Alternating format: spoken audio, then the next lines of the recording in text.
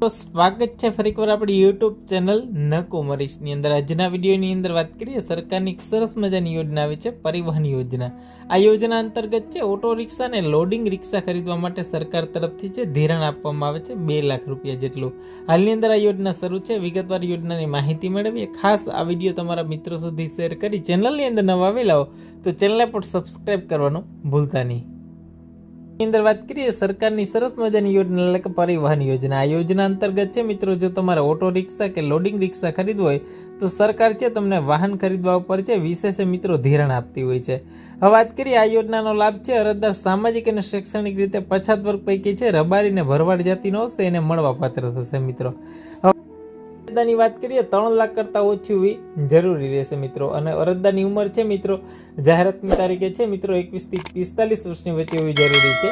મળવાપાત્ર સહાયની વાત કરીએ તો પરિવહન યોજના અંતર્ગત છે 2 લાખ રૂપિયાનું ધિરાણ આપવામાં આવે છે. વ્યાજ દર છે મિત્રો વાર્ષિક 6% રહેશે મિત્રો.